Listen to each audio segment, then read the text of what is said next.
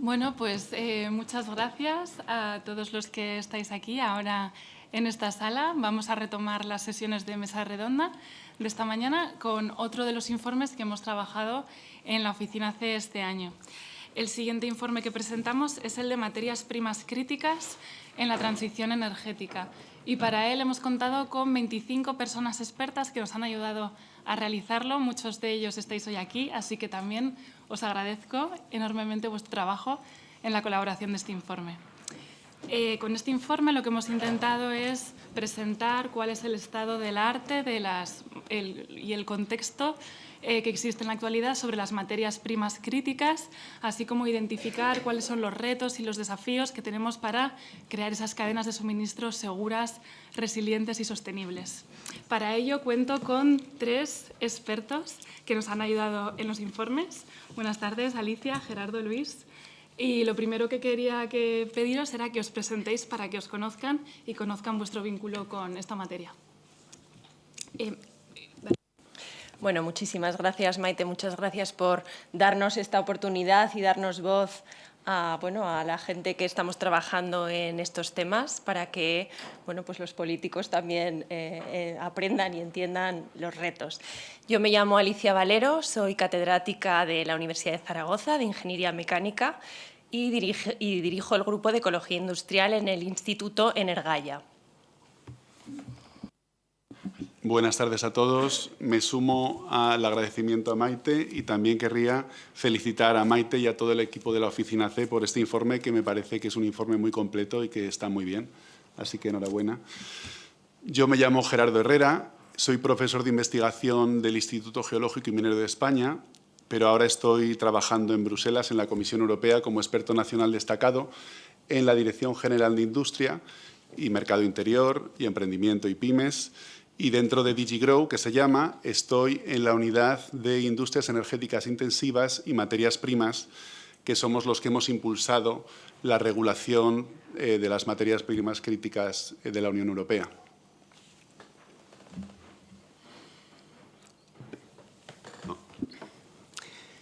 Yo igualmente me sumo, un éxito el informe, la verdad que da gusto como desde aquí, pues conseguimos con toda la información de muchas personas que saben de esto, cómo sois capaces de unirlo en un documento que recomiendo a todo el mundo su lectura porque este tema de las materias críticas, como veréis, es un tema clave, muy interesante y que lo necesitamos todos. Esto no es algo baladí, ¿no? Yo soy Luis de la Torre de Palacios, soy doctor ingeniero de Minas y Energía. He trabajado toda mi vida en el sector energético, en las principales empresas energéticas del país, hasta que pues decidí meterme en este mundo de los recursos, saqué mi doctorado en este tema y tengo muchas publicaciones en este ámbito y he montado, que es por lo que pues agradezco este tipo de foros, una cátedra con una gestora de inversiones, que eso es lo bueno en la Universidad Politécnica, en la Escuela Técnica Superior de Ingenieros de Minas de Madrid. La manera de conseguir que cerrar, digamos, es una cátedra de difusión, conseguir cerrar ese espacio que hay entre la sostenibilidad y las materias primas críticas, ¿no? Lo que es la minería. Muy bien, pues muchas gracias a los 3. Y para comenzar, me gustaría, Gerardo, que nos acercaras al mundo de las materias primas críticas, porque quizá no somos conscientes, pero estamos rodeados de ellas. Entonces, ¿qué son las materias primas críticas y por qué son tan importantes para España y la Unión Europea? Bueno, pues voy a empezar por decir lo que no son las materias primas críticas. Las materias primas, al menos en lo que es la definición de la Comisión Europea, no son alimentos, no son piensos y tampoco son combustibles fósiles. Entonces, nos estamos refiriendo a minerales o metales. Eso es muy importante que lo digamos. ¿Y por qué son críticas? Porque no los tenemos o porque no los tenemos en la cantidad suficiente que necesita nuestra industria, básicamente. Al final tenemos una serie de necesidades industriales para nuestra economía, sobre todo para la transición energética, para la transición digital, y eso exige que, para que podamos desarrollar esas tecnologías de movilidad, de energías limpias, de transformación digital, de defensa de espacio, de biotecnologías, necesitamos esas materias primas críticas para desarrollar esas tecnologías. Y las tenemos en poca cantidad. Para que se hagan una idea, en Europa producimos solo un 6% de esas materias primas críticas que necesitan esos sectores estratégicos y consumimos el 20%. O sea que tenemos un gap y por eso se llaman críticas. ¿Y cómo lo calculamos? Pues al final lo que hacemos en la Comisión Europea son estudios cuantitativos. Analizamos cuál es el riesgo de suministro, es decir, de dónde vienen esas materias primas críticas que necesita nuestra industria en esos sectores críticos, en esas tecnologías, y cuán concentrado está ese suministro. Eso es por un lado. Y por otro estudiamos la importancia económica que tiene esa materia prima crítica para la economía europea. Entonces, juntando esos dos factores, analizamos lo que es el índice de criticalidad y definimos qué son las materias primas críticas para la Unión Europea, que pueden ser un poquito diferentes a las que establecen otros países, porque cada uno tiene su fórmula de cálculo, pero al final el concepto es ese: qué necesita nuestra economía, nuestra industria y nuestra tecnología, y qué fácil o difícil es conseguirlo o producirlo en la Unión Europea. Y ese es el reto. Entonces, lo estamos produciendo, este informe de materias primas críticas, desde 2011. Cada 3 años vamos haciendo este análisis y, en el fondo, vamos ampliando esa lista porque las tecnologías que necesitamos son cada vez más complejas y necesitan un mayor número de minerales y metales críticos. Y por eso estamos aquí hoy. Gracias, Gerardo. De hecho, has mencionado varios sectores diversos que necesitan de estas materias primas críticas y en el contexto de la transición energética, Alicia, me gustaría que nos dieras algunos ejemplos de cuáles son estas tecnologías, estos sectores que realmente son los que consumen y demandan estos materiales. A ver, estamos obviamente sumidos en un problema gravísimo en torno al cambio climático y eso pues hay que cambiarlo. ¿Y qué es lo que se plantea? Pues ir hacia esa transición energética que está basada pues, en la descarbonización, ¿no? Tecnologías descarbonizadas, energías renovables, por supuesto, el vehículo eléctrico y también la digitalización, porque al fin y al cabo la digitalización de alguna forma pues, se plantean que son sistemas de control que nos permite hacer las cosas más eficientemente. Entonces, está fuera de dudas que ya no podemos seguir quemando carbón, pues porque emite CO2, entonces hay que ir hacia tecnologías renovables y descarbonizadas. ¿Qué pasa? Que estas otras tecnologías pues no consumen carbón, ni gas natural, ni petróleo, o en la mayoría, al menos a la hora de generar esa energía. Sin embargo, están fabricadas con una cantidad y una variedad de materias primas que son críticas, que son enormes. El teléfono móvil que tenemos, un vehículo eléctrico, prácticamente tiene toda la tabla periódica. Es decir, que la complejidad de las nuevas tecnologías es enorme y estamos pasando de una dependencia de combustibles fósiles a una multidependencia de un montón de elementos que son escasos y que además están en manos de pocos países, ¿no? Y eso pues, plantea una serie de retos muy importantes. De todas estas tecnologías de la descarbonización, ¿cuáles son las más vulnerables? Pues sin duda alguna el vehículo eléctrico. El vehículo eléctrico hoy en día es un ordenador con ruedas. Eso implica que prácticamente tiene todos los elementos de la tabla periódica en su haber y el tener todos esos elementos implica pues, que si no los tenemos en Europa, esas materias primas, somos extremadamente vulnerables de terceros países. Se habla, por ejemplo, de la eólica. Bueno, la eólica tiene unos imanes permanentes que están hechos de las denominadas tierras raras, entre las que se incluyen el disprosio o el neodimio.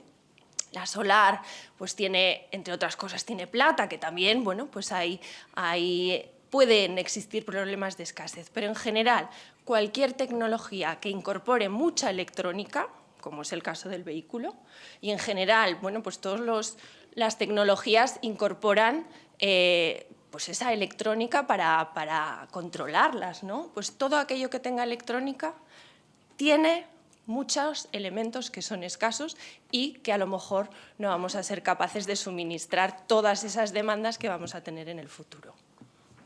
Gracias, Alicia. De hecho, has mencionado pues vehículo eléctrico, el móvil, el ordenador, y en esto, en un contexto de transición energética, pues supongo que aumenta mucho la demanda. Luis, tú que eres experto de estos temas, ¿cómo ha influido esta necesidad de materias primas en la evolución de la demanda? Bien, es cierto que llevamos años complicados en todo, ¿no? Una sucesión de crisis desde 2008 que nos ha llevado a tener muchos problemas, y esto es algo que arrastra el mundo mineral también, ¿no? Podemos decir, por empezar por algún sitio, si empezamos con cambio climático, Acuerdo de París 2015, pues ese es un momento en que todo el mundo empieza a requerir materias primas críticas, empieza a subir el precio, todo el precio de todas estas materias primas críticas crece. ¿Qué ocurre? Que acto seguido, cuando estaba creciendo y ya se empieza a normalizar, llega la invasión de Ucrania, vuelven otra vez a subir todas las materias críticas. ¿Qué ocurre? Digamos, toda esta serie de crisis arrastra las materias primas. ¿Cómo lo vemos? ¿Cómo vemos entonces que realmente está funcionando esta ley de la oferta y la demanda? Lo vemos ahora, 2023, 2024. Los vehículos eléctricos, la demanda disminuye.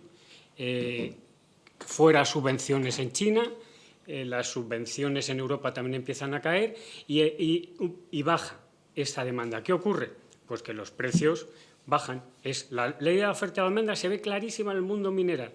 Y entonces, ¿cómo lo vemos? Con un metal, el metal más estable, ¿no? Sin irnos, que es un metal crítico, que se ha convertido en crítico últimamente, que es el cobre, que no es como todos los demás, que es el que hace dar un poco más de peso, de valor económico a las materias primas críticas. El cobre, cuando termina la pandemia, está a $5.000 tonelada. 2 años después está a $11.000 tonelada. Y ha bajado y ahora está a $9.000 tonelada. Entonces, digamos que todo esto, todas estas crisis van afectando mucho, arrastran mucho esta cadena de suministro, ¿no? Por ejemplo, yéndonos, tú me hablas de demanda. La demanda ha sido satisfecha hasta ahora gracias a un esfuerzo muy grande de la producción, ¿no? Podríamos decir que en estos últimos 10 años, esta década que me preguntas, el litio se ha quintuplicado su producción, las tierras raras ha sido un 300% de su producción, el cobalto se ha duplicado y el cobre ha sido un incremento de un 17%. Esto tenéis que tener cuidado porque digamos que las materias primas críticas, cuando se habla normalmente del litio, del cobalto, las tierras raras, hablamos de cantidades de producción muy bajas. Cuando hablamos podemos hablar de 180.000 del litio, 230.000 del cobalto, pero cuando hablamos de un cobre, hablamos de 20 millones de toneladas. Entonces, claro, comparar unas cosas con las otras, ojo, ¿no? Hay que tener un cierto cuidado con eso. Luego comentar otra cosa, las transiciones energéticas son paulatinas, se prolongan en el tiempo. Lo hemos visto con el paso de la madera al carbón y del carbón al petróleo. Aquí ha sido la tecnología la que ha arrastrado la demanda, pero en esta transición energética en la que estamos las cosas cambian, ¿no? Y es, digamos, la sociedad la que a través de esa mayor conciencia social arrastra la tecnología. Y esto nos lleva a una cosa nueva a la hora de las transiciones energéticas. Y es lo que más caracteriza esta transición energética, que es la velocidad, ¿no? Y esta velocidad la vemos muy claramente con todos estos suministros de materias primas. Porque si nos fijamos, por ejemplo, en los escenarios de la Agencia Internacional de la Energía 2021, vemos como en un escenario ambicioso hablaban de 42 veces el litio inicial, 42 veces desde que se partía de 2020 a 2040. Es un incremento muy fuerte, 42 y 21 veces el cobalto,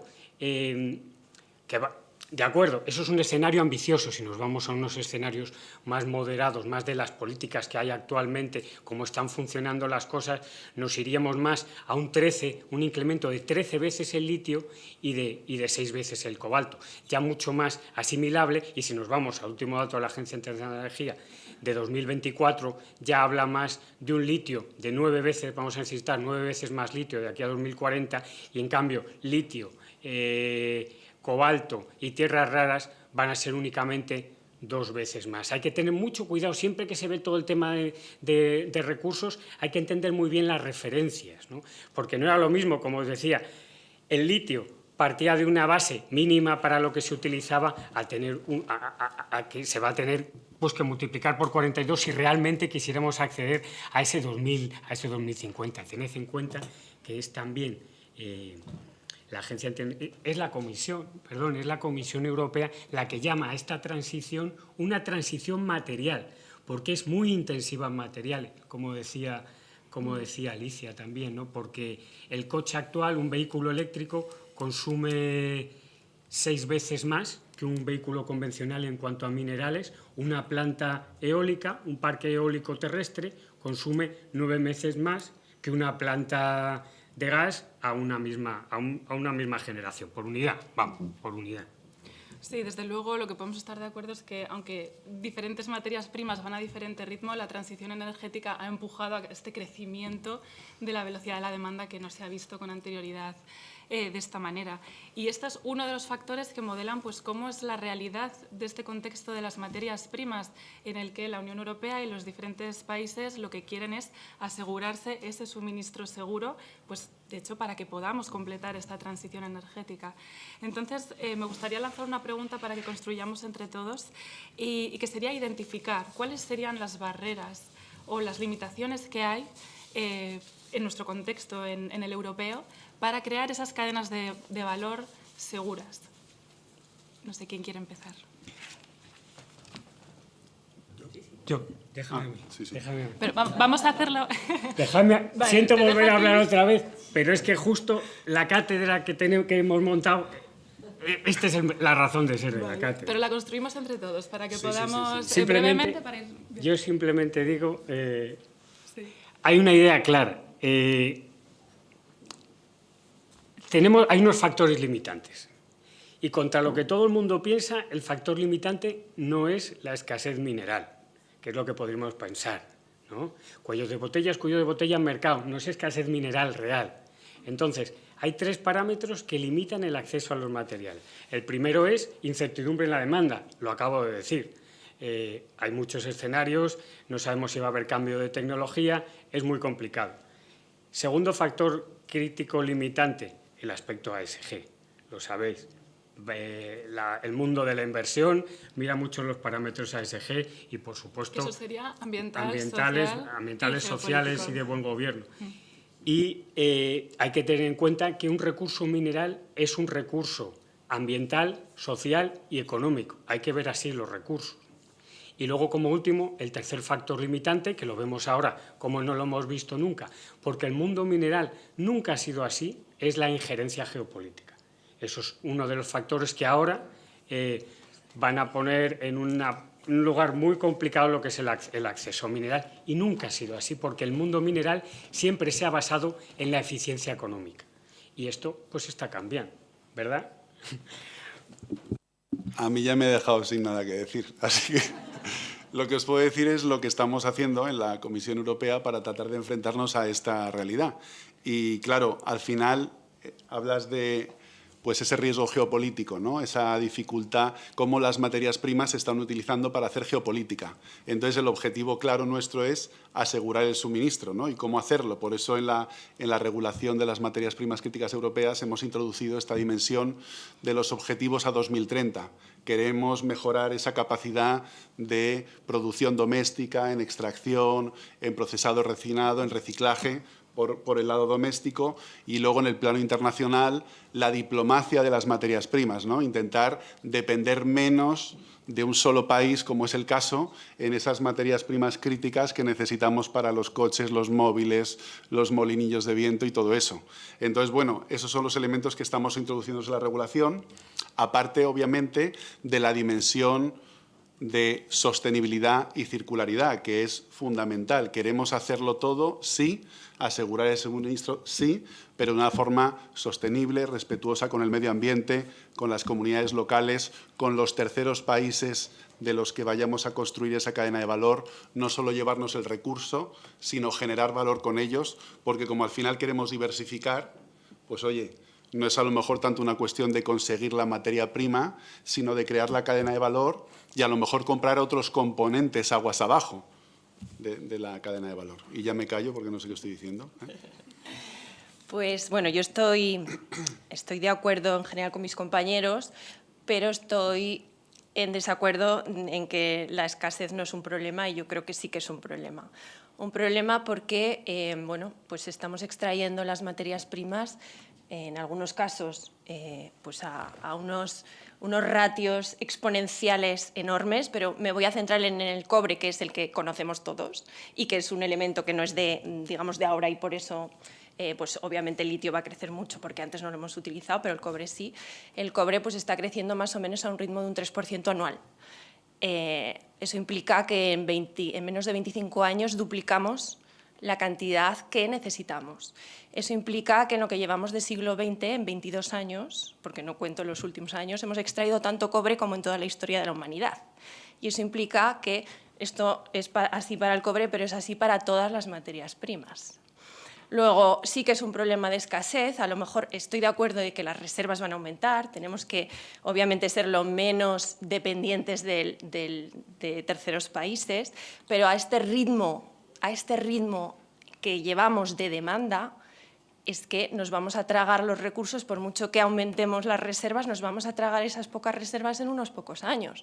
Luego, sí que es un problema de escasez y hay que mirar, ya no digo en el largo plazo, hay que mirar en el medio plazo, porque este ritmo de demanda no lo aguanta nadie en un planeta finito. Muy bien, gracias Alicia por llevarme la contraria. Vamos a ver, hay dos modelos mentales cuando se habla de recursos naturales, ¿no? Está el modelo pesimista, ¿no? Y el modelo optimista. El modelo pesimista es el modelo más físico, ¿no? Es lo que se llama el modelo del stock fijo. Ve las reservas que hay, los recursos que hay, los divide entre la demanda y ve los años que van a durar. Y dice, bueno, pues hay tablas que dicen, pues el cobre va a durar 30 años, hacen todos los cálculos, ¿no? Hay otro modelo, que es el modelo del paradigma coste-oportunidad. Aquí está la sociedad dispuesta a renunciar para obtener una tonelada más de cobre, ¿no? Digamos que es más optimista, es un modelo más económico. Nos permite, somos nosotros los que decidimos qué queremos y qué no queremos. Quiero otra tonelada más para el coche eléctrico, no quiero otra tonelada más para el coche eléctrico. Y este modelo tiene una cosa muy buena y es el que utilizan todos los economistas del mundo de los recursos, y es que tiene en cuenta la tecnología. Cuanto a más nuevas tecnologías, bajamos costes de explotación, con lo cual es más barato el mineral, con lo cual, como sabéis, precio y escasez van de la mano. Si una cosa es barata, es que hay abundancia, si es cara, es que no hay tanta abundancia. Entonces, aquí la tecnología ayuda en esos bajos. Y luego, no solo eso, como bien sabes tú, Alicia, el tema de la sustitución. Se llama sustitución, a lo mejor dentro de 25 años ya no necesitamos tanto cobre. Por eso me arrogo la parte optimista, ¿no? La parte optimista. No, pero está bien que planteemos los debates, los disensos, estas cosas son las que recogemos en los informes también, decir, oye, la comunidad científica trabaja en estos aspectos y desde luego hay diferentes miradas a la hora de plantear estrategias y eso es muy positivo para llevar a las políticas públicas porque no hay una verdad absoluta en muchos casos. Entonces, ¿Me permites solo un segundo de réplica? Esos modelos pesimistas que planteas obviamente tienen en cuenta que las reservas se están aumentando, que hay tecnologías de sustitución, de reciclado, todo eso se tiene en cuenta. Pero el que sigamos extrayendo un 3% anual no lo sustenta nadie. Simplemente para comentar que se están considerando obviamente todos los factores y hay que apostar por todos. Sustitución, reciclado, etcétera, que ahora hablaremos. Claro, y desde luego es un tema muy complejo porque hemos visto que dentro de los factores, además de esta velocidad de la demanda, bueno, pues está la concentración geográfica de los recursos, ¿no? Habéis mencionado, bueno, pues es que dependemos de otros países pues porque no los tenemos aquí. De hecho, ningún país va a poder ser autosuficiente por sí solo. Como bien comentaba Gerardo, al final hay que cooperar. Y Luis mencionaba también los aspectos sociales y ambientales, que son unos aspectos muy relevantes. Entonces, Alicia, me gustaría también preguntarte cómo podemos garantizar una transición energética justa y equitativa, teniendo en cuenta pues, los impactos sociales y ambientales que hay que se producen a raíz de la extracción de materias primas. Desde luego no se puede resolver, o sea, no hay una solución única. Hay que mirar muchas soluciones. Se han planteado aquí algunas, la sustitución, desde luego, pues, por ejemplo, el cobalto es extremadamente crítico, ¿no? Para las baterías, pues ahora se está planteando reducir o incluso sustituir completamente ese cobalto. Sustitución fundamental. El reciclado también es fundamental, la economía denominada economía circular, que en nuestro instituto la llamamos espiral porque nunca se puede cerrar completamente los círculos, pero bueno, tenemos que aspirar a cerrarlos lo máximo posible, ¿no? Pero más allá de eso hay que hacer una reflexión seria pues de reducir la demanda. Hay que reducir la demanda también. También hay que buscar nuevos yacimientos y aumentar las reservas, eso queda fuera de duda, lo necesitamos, pero hay que hacer una reflexión importante de que hay que reducir la demanda, de cuánto es bastante, de si podemos seguir creciendo al ritmo que estamos creciendo ahora. Por lo tanto, no hay una única solución, son muchas soluciones y hay que plantear todas, no sé si a la par, es decir, todas con la misma prioridad, porque yo tengo mis prioridades, obviamente, pero por lo menos no dejar una en última posición, ¿vale? Es decir, hay que invertir en investigación en las tres: minería, tecnología y sustitución y reciclado, pero también reducción, creo que es muy importante. Y luego está el asunto de, obviamente, que si hacemos esas tres cosas hay que plantearlo en modo de justicia social y también teniendo en cuenta todos los aspectos ambientales, ¿no? Porque al fin y al cabo pues nadie quiere una mina cerca, pero ¿quiénes somos nosotros de reemplazar nuestro móvil cada 2 años y que la mina la tengan en otros países? Eso tampoco es. Por lo tanto, bueno, hay que hacer una reflexión y hay que considerar siempre la involucración de todas las comunidades locales que van a ser afectadas por esa mina o por esa fábrica de baterías o por esa fábrica de reciclado o lo que sea, ¿no? Vale. Y bueno, hemos hablado de todos estos factores que hacen que realmente la situación actual de las materias primas sea tan compleja y que haya diferentes formas de abordarlo. Luis, me gustaría que nos contaras cuál es la situación de España en términos de dependencia y qué papel juega China en este escenario. Vamos a ver, dependencia. España, lo que pasa es que España está dentro de la Unión Europea. La dependencia de España en materias primas críticas, España puede tener una dependencia como de segundo orden, diríamos, ¿no? Porque España trata más los productos ya más transformados. Pasa que tenemos una política común, estamos dentro de la Unión Europea y por eso apoyamos todas las políticas de dependencia que tiene la Unión Europea. Por supuesto, porque estamos con un problema, todo el tema de las materias primas críticas, el problema de concentración de estas materias comparado con un petróleo, que el mayor productor tenía un 20%, pues es increíble, porque vemos el litio en Australia es un 50% desde Australia. El cobalto un 70% desde Congo, el níquel la mitad Indonesia, las tierras raras el 60% lo produce China y el 90% lo transforma, con lo cual, por supuesto, tenemos un problema de dependencia muy grave si de verdad queremos acometer esas soluciones con esta velocidad que comentaba yo, con ese problema que es la velocidad que la sociedad, por lo menos Europa así lo piensa, se ha autoimpuesto para alcanzar a 2050 ese nivel de descarbonización que pretendíamos. Si hablamos de autoabastecimiento, el autoabastecimiento es imposible. O sea, me acuerdo que en su día leí un informe de McKinsey que decía que cualquier región del mundo necesita importar un 25% de algún tipo de materia que no tiene. Eso es así. Y luego otra cosa más, hablando de autoabastecimiento. Este es uno de esos puntos que nos hace ver que vivimos en un planeta común, porque, como bien sabemos todos, es la geología, ¿no?, la que va distribuyendo estos recursos minerales y no están donde uno quiere. Luego,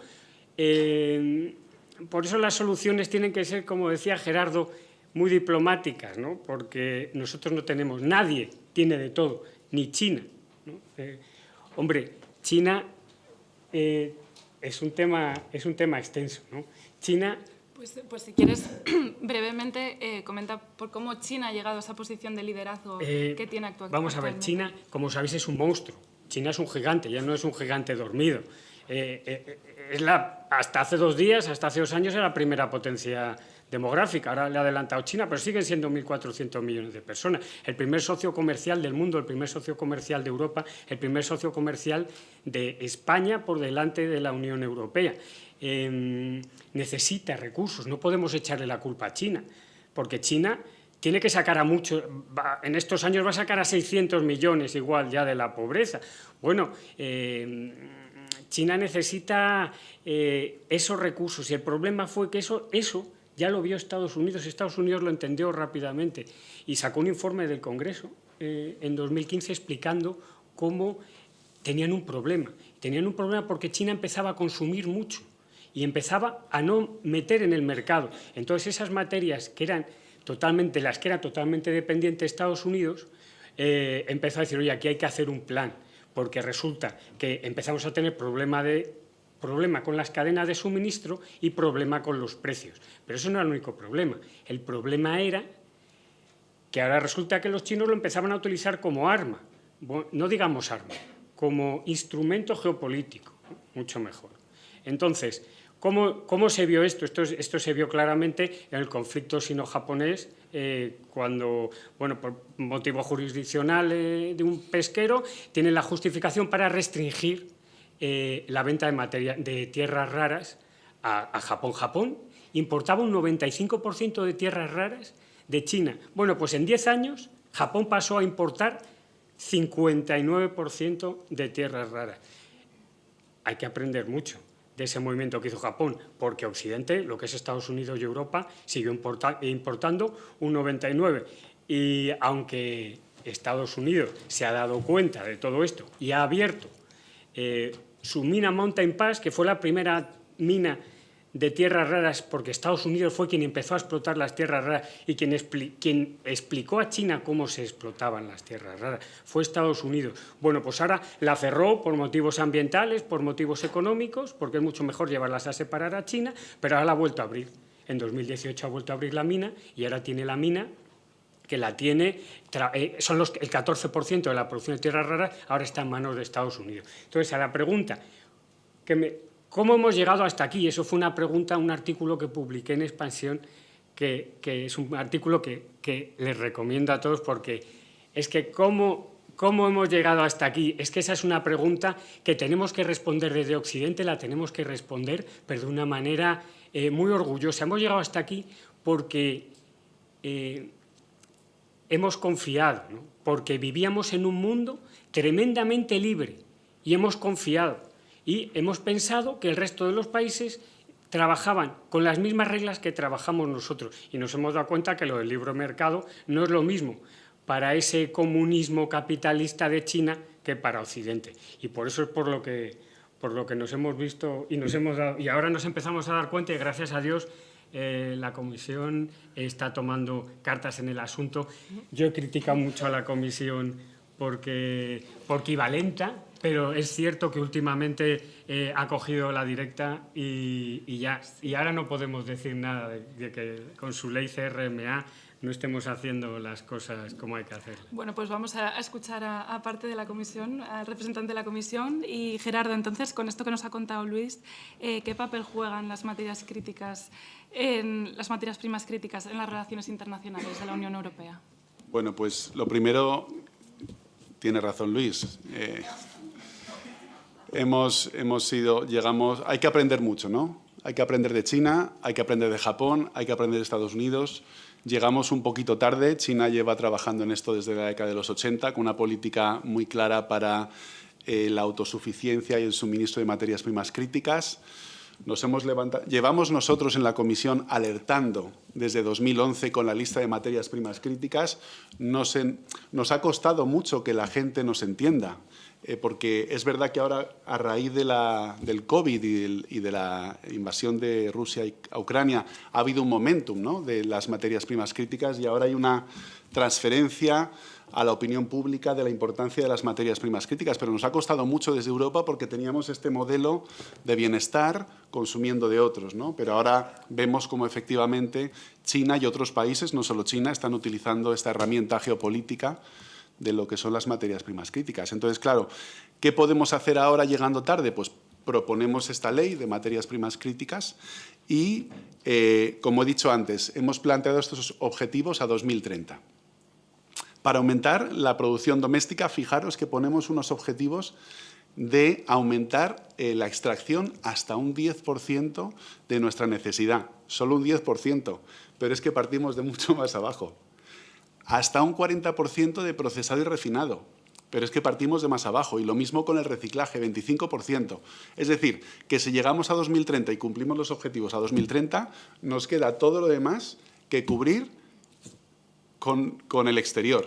Entonces, en el exterior tenemos, como han dicho mis compañeros, gran dependencia de unos pocos países que es que nos proporcionan toda una sola materia prima crítica, y el objetivo que ponemos ahora es decir, bueno, pues vamos a reducir nuestra dependencia exterior hasta un 65%. Es decir, no nos podemos suministrar de un solo país para una sola materia prima en más de un 65%, que sigue siendo una dependencia importante, pero es que partimos de una dependencia de muchos países y materias primas críticas del 100%.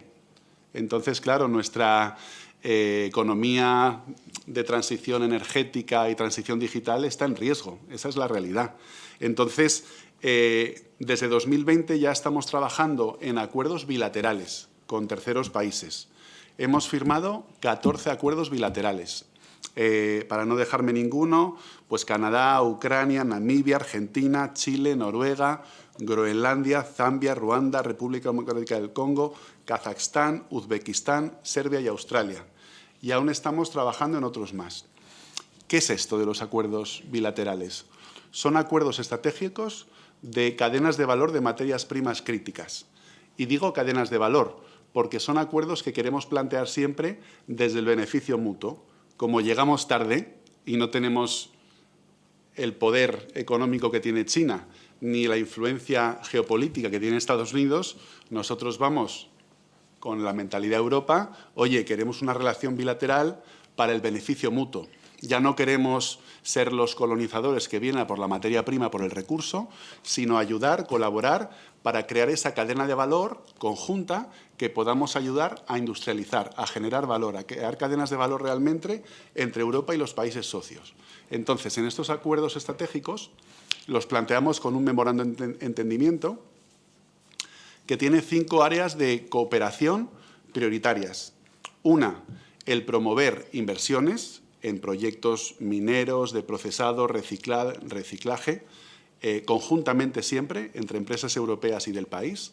Otro, crear un área común de investigación e innovación con esos países para que realmente se puedan crear vínculos más allá del proyecto en sí mismo en el sector extractivo. Cooperación en medio ambiente, sociedad, en gobernanza, desarrollo de infraestructuras en torno a esos proyectos de inversión conjunta y la parte de capacitación, formación y conexión con la academia, ¿no? Esos son los 5 pilares en torno a los cuales estamos canalizando toda nuestra diplomacia de materias primas y queremos seleccionar esos proyectos estratégicos con terceros países para apoyarlos financieramente, desde el punto de vista de investigación, desde el punto de vista de las infraestructuras, la formación, para realmente poder hacer algo diferente a lo que hacen nuestros competidores internacionales, sabiendo que la competición internacional es brutal y salvaje, porque va China, va Estados Unidos, va Corea del Sur, va Japón y todos van a hacer estos acuerdos. Por ejemplo, en América Latina, donde están recibiendo un montón de inversión para el desarrollo de proyectos, ¿no? Entonces, ese es el ámbito de diplomacia en el que estamos intentando hacernos un huequito. Gracias, Gerardo. De hecho, has comentado los objetivos de esta ley que ha propuesto, la Ley Europea de Materias Primas Críticas, que se publicó este año, en 2024, y uno de esos grandes pilares, como bien decías, es la economía circular. Entonces, Alicia, me gustaría preguntarte a ti de qué forma puede ayudar la economía circular a reducir la presión sobre la extracción primaria de las materias primas críticas. Me gustaría saber, bueno, comentabas antes que el reciclado, ¿no?, es una de estas medidas. ¿En qué momento está el reciclado? Y ¿sería posible prescindir de la minería si realmente todos estos mecanismos de economía circular se pusieran en acción? Muy bien. Efectivamente, la economía circular o espiral obviamente es fundamental, porque al contrario que los combustibles fósiles, que cuando tú los usas, pues un combustible fósil se convierte en CO2 y agua y ya no lo puedes reutilizar, en teoría las materias primas no se desintegran, ¿no? Siguen existiendo allí. ¿Cuál es el problema? Que no se convierten en CO2 y agua, pero se diluyen. Diluir, bueno, yo soy termodinámica, ¿no?, pero para que lo entendáis, es muy fácil mezclar azúcar y sal es muy fácil, pero ahora trata de desmezclar azúcar y sal. Cuando nos equivocamos, tiramos la mezcla. Bueno, pues eso es lo que estamos haciendo con todos los equipos. Estamos mezclando azúcar, sal, harina, todo junto y ahora trata de separarlos. Entonces, es fundamental apostar por la economía circular, pero si los aparatos, los equipos, las tecnologías no se diseñan pensando en el fin de la vida, si no se conoce la metalurgia y la termodinámica que hay detrás de la recuperación de esas materias primas, pues difícilmente va a ser competitivo el poder recuperar esas materias primas. Dicho esto, tecnologías hay y se está investigando cada vez más. Lamentablemente, hoy estamos en España y en Europa, pero en España ni siquiera somos capaces de recuperar esas materias primas porque ni siquiera llegan a los canales adecuados de recolección. Y el 99% del valor de las materias primas críticas en España se pierde, simplemente porque no llegan a los canales adecuados. Y si recuperamos algo, recuperamos lo fácil, lo que se consigue con procesos físicos, como pues, con imanes recuperamos el acero, medios densos, aluminio, un poco de cobre, y luego además lo que hacemos es mezclar todos los aceros de buena calidad con mala calidad. Tú coges vino bueno y vino malo, lo que tienes es vino malo, ¿no? Pues eso es lo que estamos haciendo, ¿no? Entonces, hay que hacer una apuesta definitiva por la economía circular, pero hay que pensar desde aguas arriba, desde el diseño mismo, porque si no pensamos desde el diseño, difícilmente vamos a recuperar. Entonces, en España, primero, no llegan las materias primas y las que llegan, pues ¿qué hacemos con ellas? Pues medios muy básicos, físicos. A lo mejor vuestro teléfono móvil lo lleváis a reciclar, si lo lleváis, o lo tenemos en los cajones, pero si lo lleváis, al final llega a una planta de tratamiento de RAES que le quita lo básico y luego ¿a dónde van a parar los PCBs, los circuitos impresos? Pues casi siempre vuelven a China. Luego estamos importando materias primas de China y estamos exportando materias primas en forma de recursos valiosos otra vez a China y a otros países. ¿Y eso por qué? Porque no tenemos una infraestructura capaz de recuperar esas materias primas. En España tendría que haber al menos una, si no dos o tres, infraestructuras capaces de recuperar esas materias primas críticas. Ahora se está intentando plantear una infraestructura en Andalucía, pero es que necesitamos de esas un montón y no hay. No hay. Entonces dependemos del exterior de las materias primas y dependemos del exterior de que nos recoja nuestra basura, cuando esa basura es valiosa y es una oportunidad. Ahora bien, ¿oportunidad en qué medida? ¿Seríamos capaces de suministrar todas nuestras materias primas con la economía circular? La respuesta es no. No, porque si seguimos aumentando exponencialmente, aunque recuperásemos el 100%, cosa que es imposible, no seríamos capaces. Para España hemos hecho un estudio y en el mejor de los casos, consiguiendo las tecnologías de reciclado más punteras, etcétera, y recogiendo las materias primas, podríamos abastecer en torno al 67% de aquí al 2040. Luego nos queda ahí un porcentaje muy elevado, ¿vale?, que de algún sitio tiene que salir. Entonces, ¿podemos prescindir de la minería?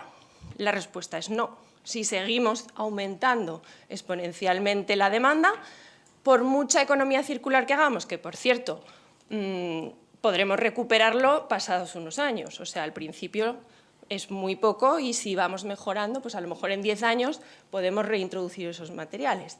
Pero la minería jamás podrá ser reemplazada por la economía circular si seguimos aumentando exponencialmente. Luego esa es la respuesta a tu pregunta. Gracias, Alicia.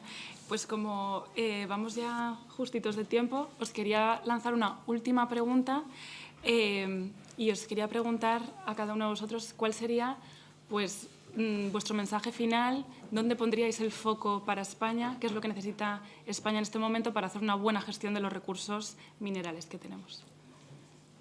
¿Quién quiera? Por ejemplo. Bueno, a ver. Yo creo que ahora hay un momento político y una oportunidad para el desarrollo de la industria de las materias primas críticas en España. ¿Y por qué digo esto? Pues porque España tiene el potencial minero. Es un país minero con un montón de potencial en recursos mineros, con minas que están en marcha, pero quizás puede dar un paso más allá España y potenciar una industrialización, ir más allá de lo que es la parte extractiva y potenciar la parte de procesado, refinado, reciclaje. Como decía Alicia, necesitamos esos proyectos que avancen en la cadena de valor y es posible. Entonces, claro, esto es complicado, requiere financiación, requiere una apuesta política en querer industrializar este país o algunas partes de este país y a lo mejor imitar modelos como lo que se hace en Suecia o en Finlandia, o porque ahí tienen un ecosistema industrial en torno a las materias primas, donde unen la parte extractiva con la parte de procesado y refinado, con la parte de investigación, innovación y academia, se crea un ecosistema para generar no solo la materia prima, no solo el valor añadido, sino conocimiento, y que eso genere riqueza para el país, porque hay una riqueza que si solo tenemos un modelo extractivo y de exportación, perdemos, que es muy importante tener esa capacidad de producir mineral, pero quizás hay que apostar por esa industrialización. Y otros países de la Unión Europea que no tienen la industria minera que tenemos nosotros en España, están apostando por ello. Y me refiero a Alemania, a Francia y a Italia. Estos países, los tres, han propuesto un fondo público y privado de inversión en cadena de valor sostenibles de materias primas críticas que oscilan entre 1 y 2 billones de euros, porque están viendo la oportunidad de desarrollar esta industria desde la necesidad que tiene Europa. Entonces, en el ámbito doméstico, yo creo que tenemos una gran oportunidad. Además, España tiene unas condiciones, pues eso, de recurso mineral, de energía renovable, para hacer procesos más sostenibles, que estamos en una ventaja competitiva respecto, por ejemplo, a Alemania. O sea, que hay una serie de ventajas competitivas que tenemos y ahí hay una apuesta que se puede hacer en el ámbito doméstico. Y, última, en el ámbito internacional. La Comisión está apostando, como he explicado antes, por esos acuerdos estratégicos con países terceros, como he dicho antes. Y la región del mundo que más inversión está recibiendo para la industria minera es América Latina. Y ahí tenemos un lazo claro, cultural, con América Latina, que otros países, de nuevo, como Francia o Alemania, ya están aprovechando.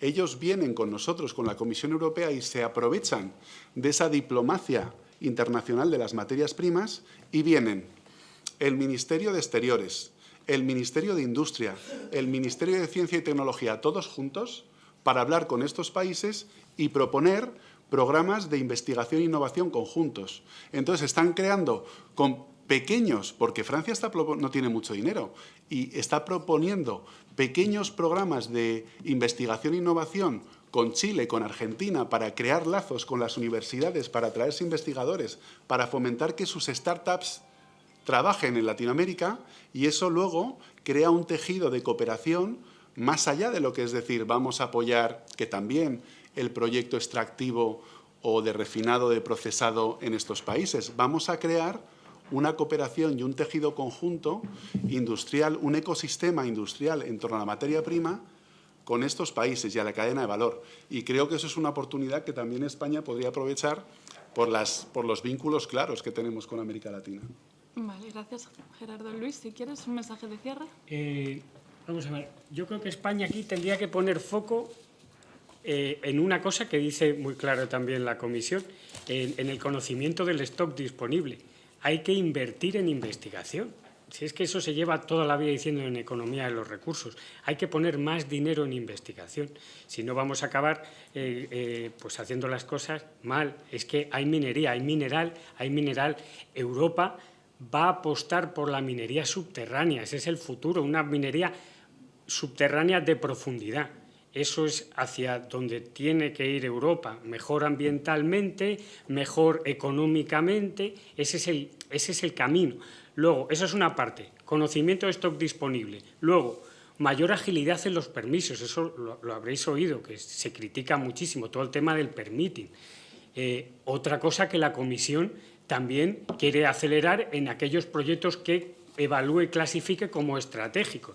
Va a dar esa prioridad, lo cual es muy necesario y muchos proyectos que están esperando lo están deseando. Luego, hay que recuperar el personal especializado. Es que España... hace tiempo que la minería en España está desapareciendo. Una vez desaparece el carbón, el resto de la minería, poco a poco, hombre, tenemos honrosas excepciones, claro, la faja pirítica y demás, pero es que de haber mucho conocimiento empezamos a perderlo. Hay que luchar por no perder ese conocimiento. Eso es lo que yo creo que España tiene que poner el foco. Gracias, Luis. Y Alicia, tus mensajes. A ver, estoy bastante de acuerdo con lo que dicen mis compañeros, no tanto con lo de la minería subterránea, porque ahí subacuática, porque los... perdón, he entendido... perdón. Sí, ok, pues nada. Entonces, en general, pues obviamente sí, estoy de acuerdo con vosotros, pero yo priorizaría las medidas. Y empezando por, bueno, pues si haces cuentas, nosotros las hemos hecho y muchas otras personas las han hecho. Pues, por ejemplo, para España, si trasladásemos el modelo de España a todo el planeta, pues no habría reservas suficientes de cobalto, de litio, de níquel, de cobre, que puede que aumenten las reservas naturalmente, pero si seguimos así, no va a haber reservas suficientes. La economía circular, pues obviamente aliviará, pero no será suficiente. Luego, para mí, la primera medida que hay que tomar es replantear los modelos actuales, reducir drásticamente la demanda. Para mí esa es la primera. Y si el principal sector vulnerable en cuanto a materias primas es el sector del transporte, pues hay que empezar por el sector del transporte. Nuevos modelos de movilidad, más bicicleta, y así sucesivamente. Luego, para mí, esa sería la primera. La segunda, obviamente, el tema de la economía circular. Y la economía circular o espiral pues, necesita pues, canales sólidos, como he dicho antes, de recolección e infraestructura que hoy por hoy está ausente. En España y en Europa pues, hay unas pocas. Y en tercer lugar, pues sí, fomentar la minería en el propio territorio, en la región europea, y no dejar de lado los residuos de mina, que hay por ahí relaves, que incluso son problemas ambientales, que podrían reprocesarse. Y tenemos por ahí, tenemos mucha tradición minera en España, efectivamente, y por lo tanto, pues ahí hay residuos de mina que se pueden reaprovechar, porque hay elementos que en su día pues, no eran rentables, pues ahora pues pueden ser rentables. En definitiva, nuevos modelos económicos, apostar por la servitización. No se trata de abolir el crecimiento económico, sino ir hacia un progreso económico basado no en el derroche, sino en el uso, porque estamos aquí de prestado y la naturaleza es la que es. Luego, esa para mí es la primera medida. Muchas gracias. Bueno, pues con estos mensajes de oportunidad para crear valor en el territorio, de apostar por la formación de personas especialistas, de seguir investigando, repensar nuestros modelos de consumo y combinarlo con alternativas, damos por cerrada esta sesión, que ampliaremos mañana a las 9:30 en un diálogo a puerta cerrada, en la que recuerdo a sus señorías que pueden asistir, en el que además traemos a personas expertas en el ámbito social, de reciclado, la comisión vuelve a estar, y donde podremos profundizar sobre qué recursos tenemos en España. Así que les invito a venir si están interesados. Y con esto vamos a dar apertura al turno de preguntas, por si hay alguna pregunta.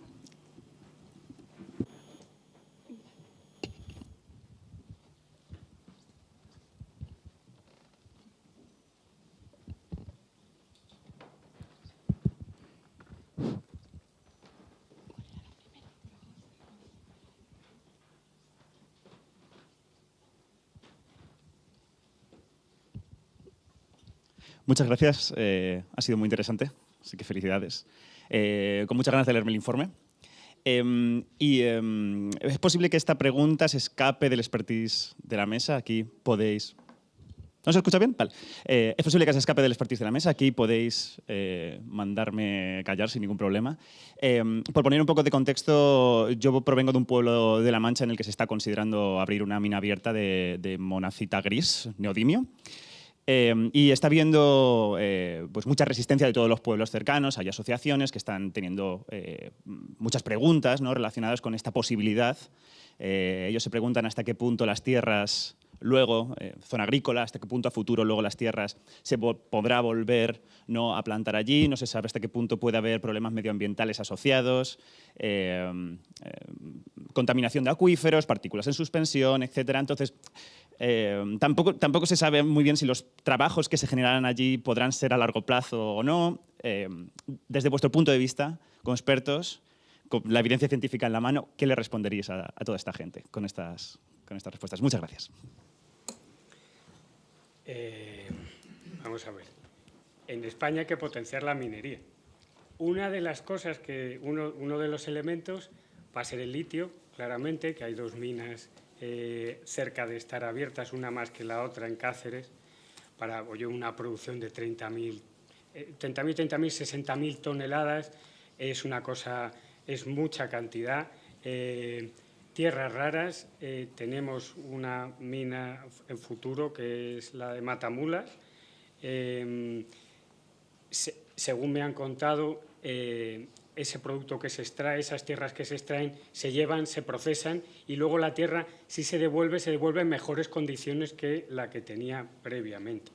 Entonces, hoy en día no se abre una mina que ambientalmente no cumpla con toda la legislación, es imposible. Nadie invierte un duro si tú tienes una licencia de operación que puedes llegar a perderla. Entonces, si hay gente metiendo dinero en eso, es porque saben, porque hay, en su día, pues puede haber muchos análisis de muchas asociaciones que puedan decir cierto tipo de cosas, hay que confrontar realmente con el conocimiento minero.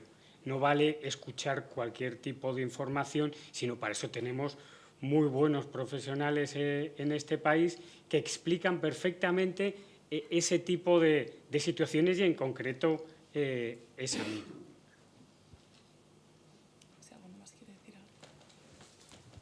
Bueno, yo suelo decir que la Comisión está apoyando proyectos estratégicos para la Unión Europea, pero nunca lo haría si no se hacen de una manera responsable y sostenible con el medio ambiente y las comunidades locales. Y eso es una línea roja clara. Entonces, a mí lo que me parece fundamental ante cualquier proyecto que pudiera ser estratégico para la Unión Europea es que los promotores, desde el inicio, tengan un diálogo claro y abierto con las comunidades locales para hacer las cosas bien, porque si hay una oposición local, esos proyectos no saldrán y no podemos nosotros en ningún caso apoyarlos.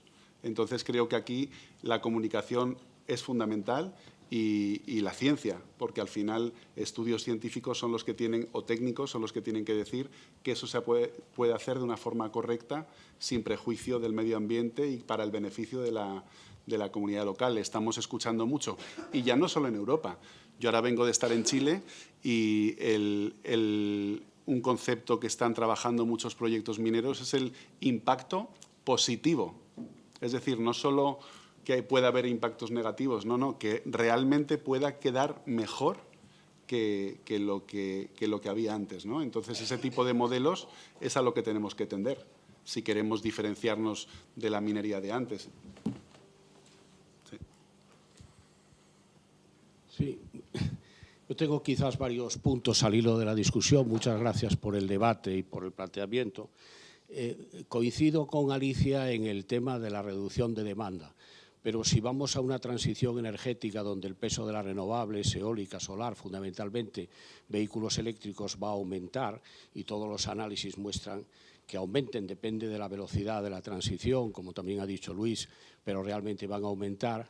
Yo creo que la incidencia de la economía circular debería de ser, como has dicho, desde el diseño. Y en este sentido, yo creo, me permito mencionar un estudio reciente de la Academia de Ingeniería del Reino Unido que analiza el caso de la reducción de la demanda para los generadores eólicos offshore, y donde una de las conclusiones, como dices, es que hay que ir desde el diseño. Pero así todo, el crecimiento de la demanda estará ahí, porque el crecimiento de las renovables para la transición energética, particularmente en Europa, con una ley de neutralidad climática, creo que es ineludible.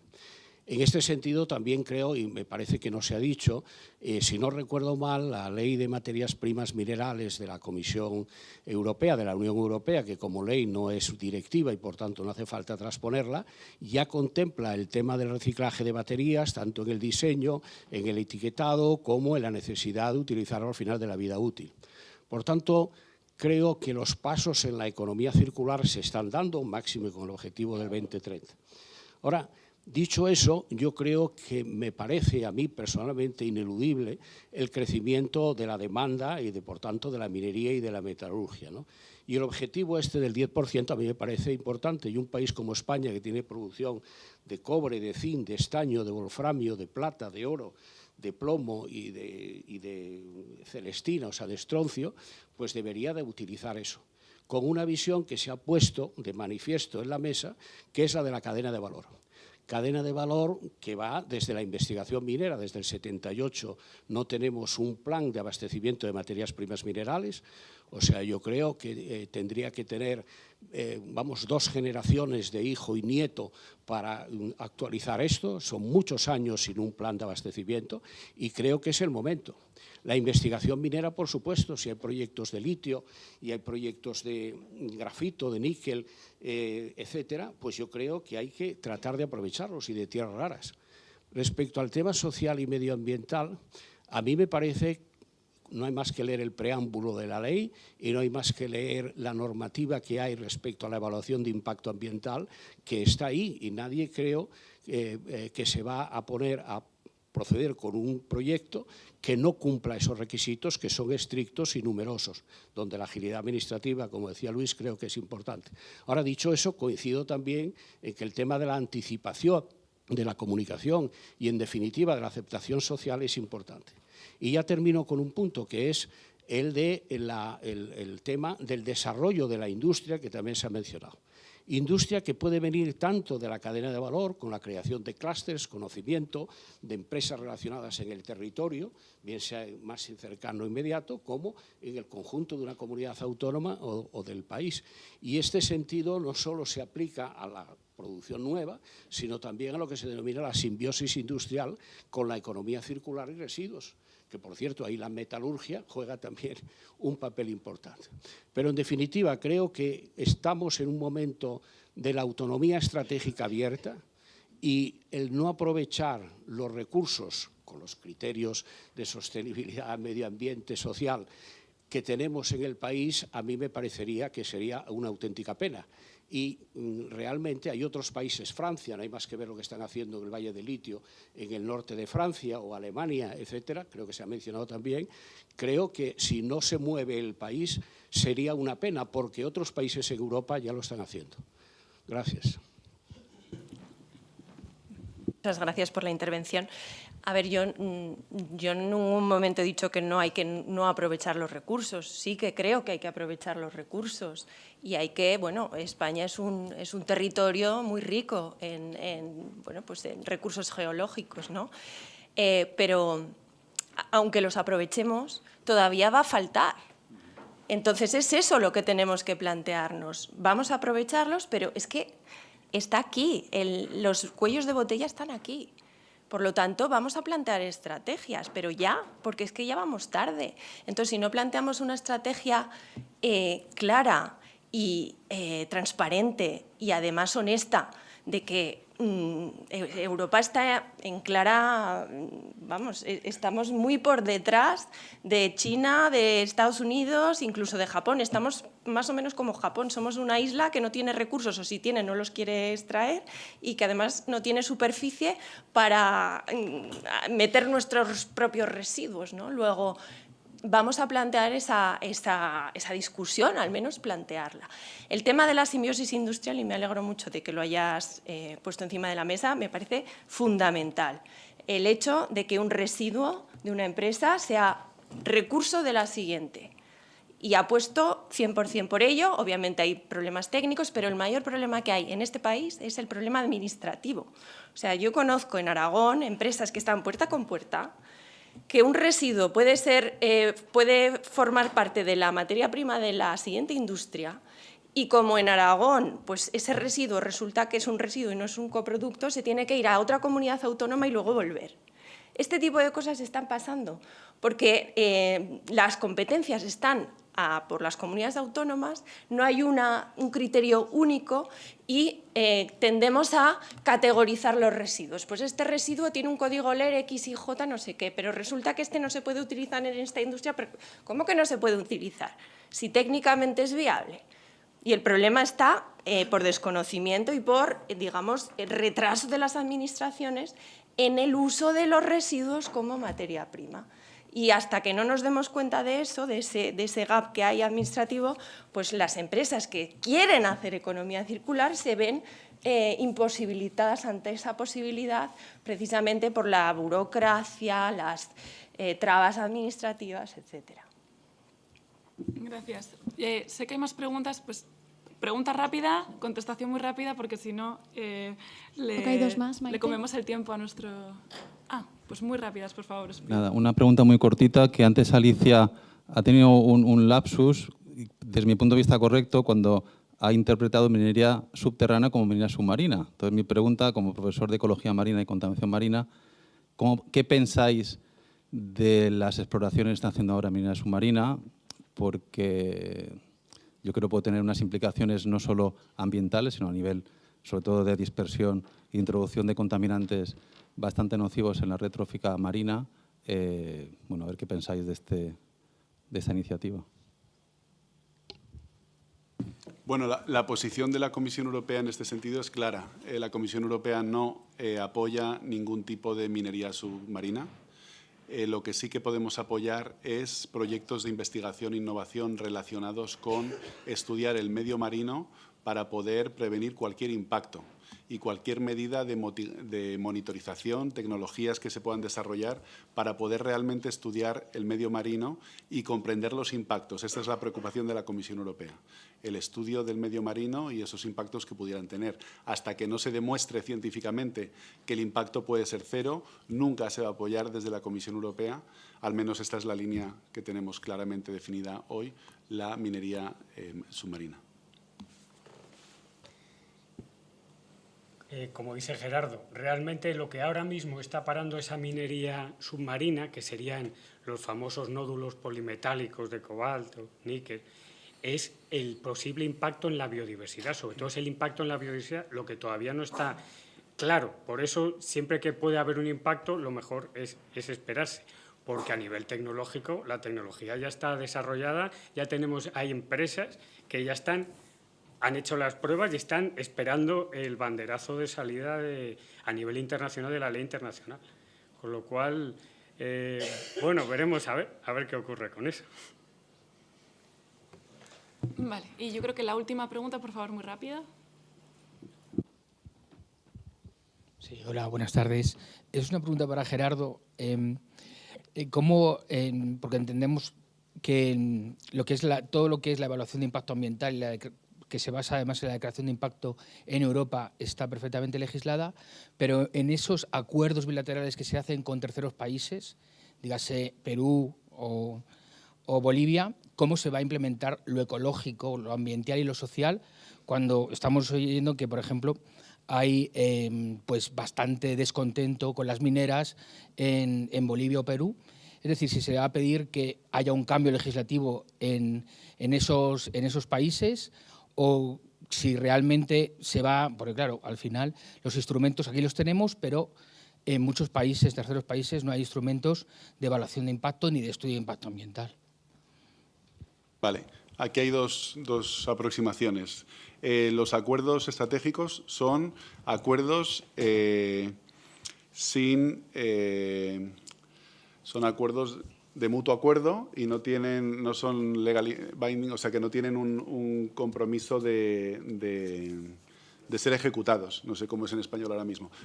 ¿De? Vinculantes, no me salía la palabra, vinculantes, vale.